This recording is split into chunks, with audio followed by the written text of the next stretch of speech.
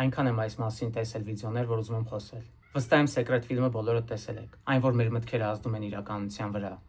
Մտածես եւ պատկերացնես մի բան, այդ բանը կստանաս։ Իրականում այս ամեն ինչը մեծ հիմարություն է։ Այդպես լինել բոլորը կնստեին ու կմտածեին եւ կստանային իրենց ուզածները։ Բայց տեսնում ենք այդ մեխանիզմը այդպես չի աշխատում։ Թե լավ մտքերը, թե վատ մտքերը, ուրեմն պետք է իրականանային, բայց դա իրականության հետ կապ չունի։ Մենակ միտքը ոչինչ է։ Հիմա ես եւ դուք եկեք նստենք եւ մտածենք, որ միլիոնատեր ենք։ Դրանից ոչ ոքս միլիոնատեր չենք դառնալու։ Մի ժամ, 10 ժամ, 100 ժամ մտածենք, դրանից բան չի փոխվելու։ Եթե մենք հստակ գործողություններ չենք անում, մենք չենք գնում աշխատում, մենք նպատակներ չենք ռեալիզացնում, ցանկացած միտք անիմաստ ժամանակի կորուստ է դառնում։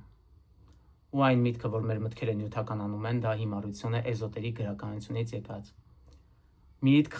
խոսք, գործողություն, այս երեքը իրար հետ պետք է գնան։ Ու շատ մտքեր, եթե անգամ գործողություն ենք անում, կարող է չլինեն։ Շատերը ուզում են հարստանան, բայց չեն կարողանում։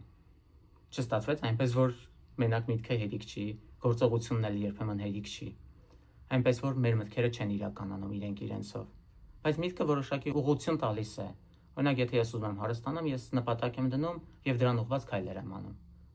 Եվ մնացած ցանկացած բանի դեպքում։